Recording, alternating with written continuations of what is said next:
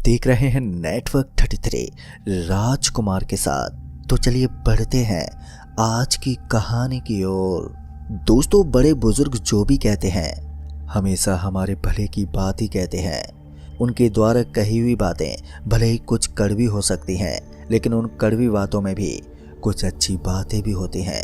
उनकी कही हुई बातों को हम सब अपनाएं या ना अपनाएं, ये हमारी सोच पर निर्भर करता है। उनकी कही हुई बातों को अगर समय रहते अगर नहीं समझ पाए तो इसका परिणाम दुख भरा भी हो सकता है। दोस्तों, ऐसा ही कुछ मेरे साथ भी हुआ जिसका परिणाम काफी दुखद रहा, जो मुझे मरते दम तक याद रहेगा। अगर आप भी मेरी आप बीती घटना के बारे में जानना चाहते हैं तो इस वीडियो को आखिर तक जरूर देखें। दोस्तों, ये घटना नवंबर महीने की है, जब मेरी पत्नी के मायके से कॉल आया था कि आपकी दादी जी का स्वर्गवास हो गया है और आप सभी परिवार को इस दुखद समय में आना होगा। अब ये खबर सुनते ही हम सभी को काफी दुख हुआ, लेकिन इसमें सबसे ज्यादा जो दुखी थी वो मेरी पत्नी थी। दादी जी की देहांत की खबर सुनते ही मेरी पत्नी रोने लगी और मुझसे कहने लगी, चलो मुझे अपने मायके छोड़ दो, मेरी प्यारी दादी जी अब हम सबको छोड़कर चली गई है। उस वक्त कैसे भी करके मैंने अपनी पत्नी को शांत किया और मैंने कहा, ठीक है हम सब तुम्हारे मायके जाएंगे, लेकिन पहले मैं माता जी से जाने के लिए आज्ञा तो ले लूं, फिर हम सब चलते हैं। अब ये कहकर मैंने अपनी पत्नी को शांत कर दिया। मैंने माँ से भी पूछा, माँ शिवानी के मायके वाले शिवानी को बुला रहे हैं, क्योंकि शिवानी की दादी जी का देहांत हो गया है, इसलिए हम सबको जाना है। अगर आप जाने दें तो हम सब जाएं। इस पर माँ ने मुझे समझाया कि अभी वहाँ पर जाना ठीक नहीं है, क्योंकि दादी जी का दाह संस्कार तो अब समाप्त हो चुका है। अब बाकी जो बचा है उनकी अंतिम क्रिया, तो उसमें जाना कोई उचित नहीं है। हाँ, अगर तुम लोग जाना चाहते हो तो जो उनके दाह संस्कार की सभी विधि होने के बाद वहाँ पर चले जाना। मेरी तो यही सलाह रहेगी कि तुम अभी मत जाओ, फिर कुछ दिनों के बाद चले जाना, यही तुम्हारे लिए बेहतर होगा, बाकी तुम्हारी मर्जी। माँ की ये बात सुनकर मुझे भी सही लगा, लेकिन जब मैंने अपनी पत्नी को ये बात बताई तो वो नहीं मानी और रोने लगी। फिर मैं क्या करता, आखिर पति जो था, आखिरकार ना चाहते हुए भी मुझे माँ की बात को अनदेखा करना पड़ा और पत्नी के आंसू के आगे मैंने ससुराल जाने का मन बना लिया। मेरा ससुराल बिहार के मधेपुरा जिला में है और हम सब अभी दिल्ली में रहते हैं। मधेपुरा जाने के लिए जब ट्रेन टिकट बुक करवाई तो पहली बार में ही गलत टिकट बुक हो गई। मानो शायद नियति भी हम सबको ये इशारा दे रही थी कि अभी वहाँ पर जाना ठीक नहीं है, लेकिन मैंने एक बार फिर कोशिश की तो इस बार टिकट बुक हो गया। अब मेरी पत्नी मायके जाने की तैयारी में लग गई। फिर अगली सुबह 5 बजे की हमारी ट्रेन थी। जब हम स्टेशन पहुंचे तो पता चला कि अब ट्रेन 12 घंटे देरी से चल रही है। ये खबर सुनते ही मैं काफ़ी परेशान हो गया। मैं स्टेशन के बेंच पर बैठकर ये सोचने लगा, शायद कुछ बुरा होने वाला है, क्योंकि कुछ भी अच्छा नहीं हो रहा था। पहले टिकट गलत बुक हो गया, फिर ट्रेन 12 घंटे लेट हो गई और अब पता नहीं क्या होने वाला था। आखिरकार हमारी ट्रेन रात 8 बजे प्लेटफार्म नंबर 5 पर पहुंच गई। ट्रेन के पहुंचते ही जल्दी से हमने अपना सामान उठाया और अपनी सीट पर जाकर बैठ गए। मैं सीट पर बैठकर अपना सामान सेट ही कर रहा था कि तभी मेरे सामने बैठे यात्री से मेरी तू मैं होने लगी। सामान को रखने के चक्कर में हम दोनों की तू मैं हो ही रही थी कि अचानक ही एक लड़की मेरे पक्ष से लड़ने लगी उस दूसरे यात्री से। फिर जब मुझे लगा कि अब मामला कुछ ज़्यादा ही बिगड़ने वाला है तो मैंने दोनों को शांत किया और हम सब अपनी अपनी सीट पर जाकर बैठ गए। फिर इसी बीच हमारी ट्रेन भी खुल गई। इसी बीच अब मेरी पत्नी शिवानी मुझसे कहने लगी कि ये सब क्या हो रहा है, कहीं सच में हमने मम्मी की बात को ना मानकर कोई गलती तो नहीं कर दी। शायद हमें मम्मी की बात मान लेनी चाहिए थी, हमसे ये भूल हो गई, अब ना जाने और कौन सी मुसीबत आने वाली है। इसी दौरान उस लड़की ने मेरी पत्नी से पूछा, आप कहाँ पर जा रहे हैं? इस पर मेरी पत्नी शिवानी ने जवाब दिया, जी मैं अपने मायके मधेपुरा जा रही हूँ। और आप कहाँ पर जा रहे हैं? तभी वो लड़की बोली, मैं सहरसा जंक्शन जा रही हूँ और मेरा नाम निधि है, मैं एक नर्स हूँ और मेरी ड्यूटी सहरसा जिले के एक हॉस्पिटल में शिफ्ट हुई है। इस तरह से मेरी पत्नी और निधि की उन दोनों में दोस्ती हो गई। अब ट्रेन अपनी पूरी रफ्तार से चल रही थी। हमने रात का खाना पीना किया और सोने के लिए बिस्तर तैयार करने लगे।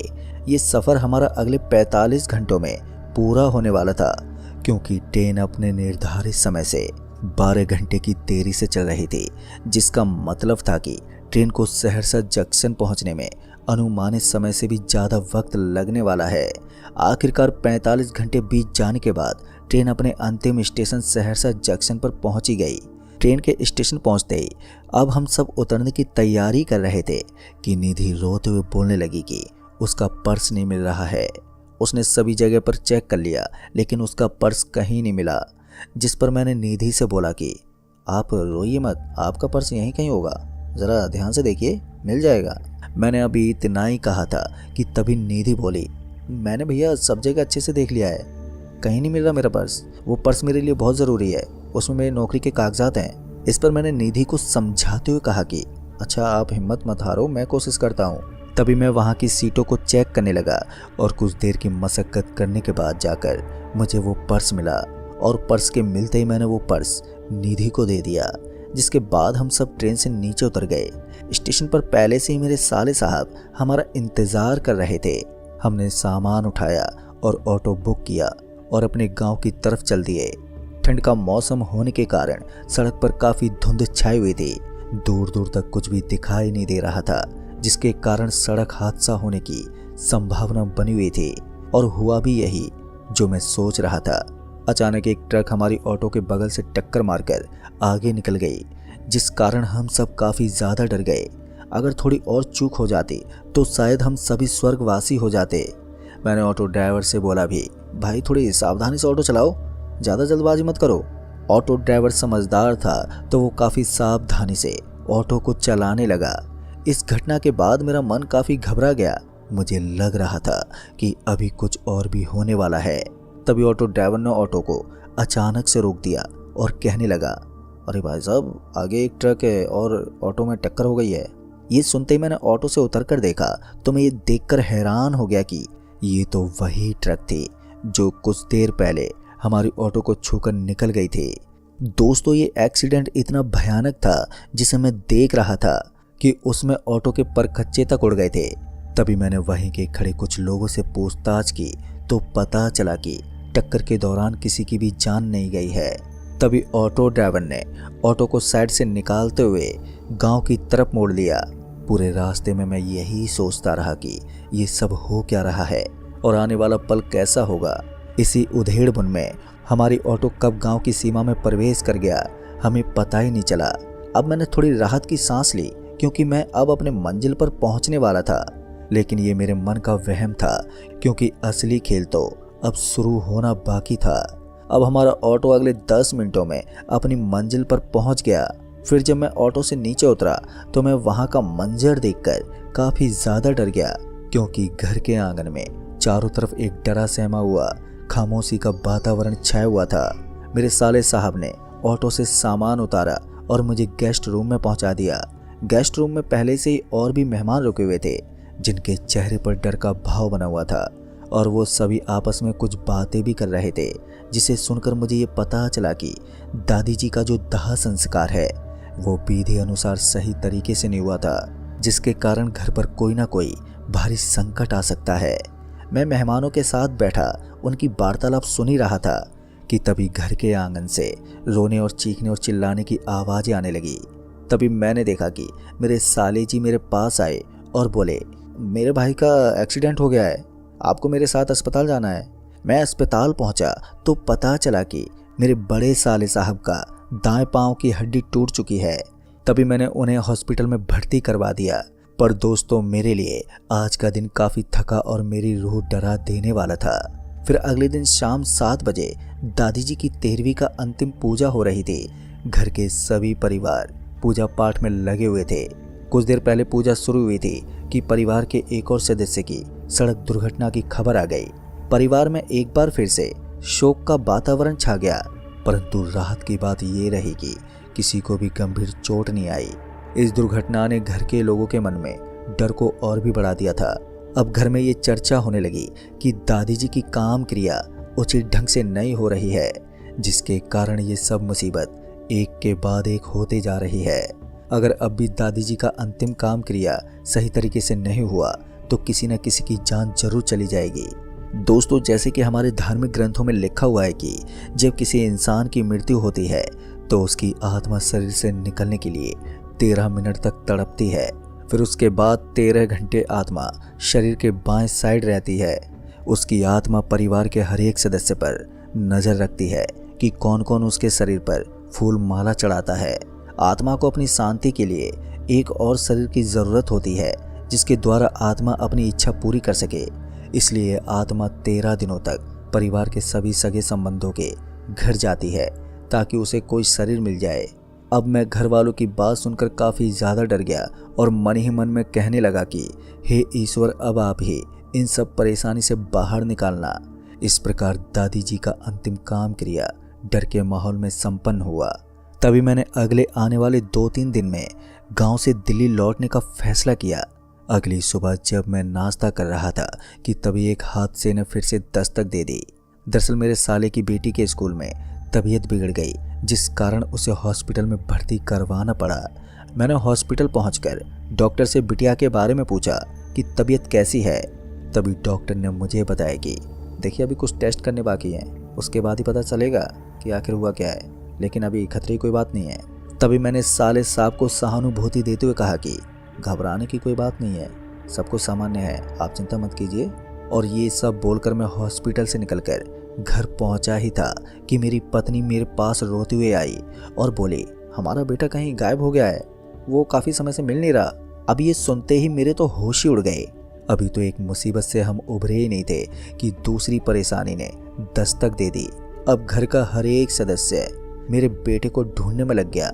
आखिर भगवान ने मुझ पर दया दिखाई और मेरा बेटा एक दूसरे गांव के एक मंदिर में खेलता हुआ मिला। मैंने भगवान को धन्यवाद किया और बेटे को गले लगाकर रोने लगा।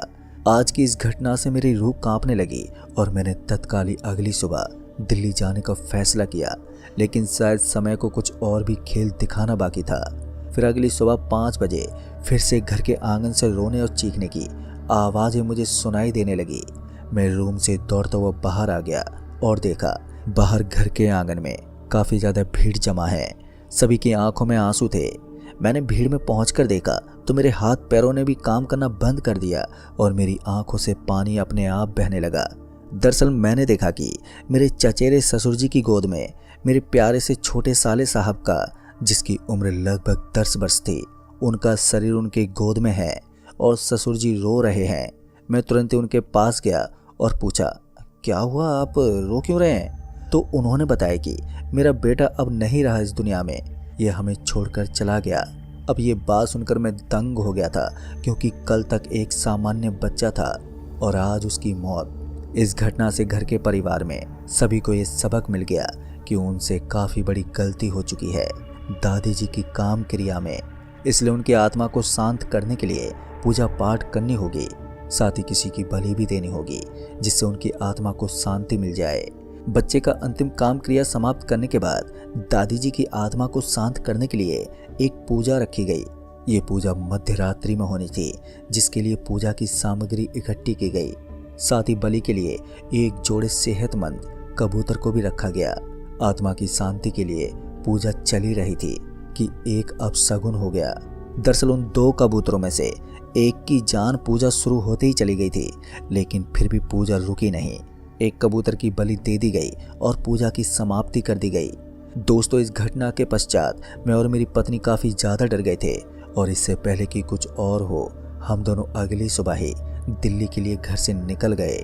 पर मेरे दिल्ली आ जाने के बाद शिवानी के मायके में और भी जो दिल दहला देने वाली घटनाएं हुई, उसे सुनकर मैं अभी भी डर से गुजर रहा हूँ और मैं भगवान को धन्यवाद देता हूँ कि मैं सही सलामत अपने बीवी बच्चों के साथ अपने घर वापस आ गया। तो दोस्तों, इस कहानी में बस इतना ही। कहानी आपको पसंद आई हो तो वीडियो को लाइक, शेयर, कमेंट ज़रूर करें। तो मैं आपका दोस्त राजकुमार जल्द ही मिलूंगा ऐसी एक और डरावनी भूतिया घटना के साथ। तब तक के लिए बाय एंड टेक केयर।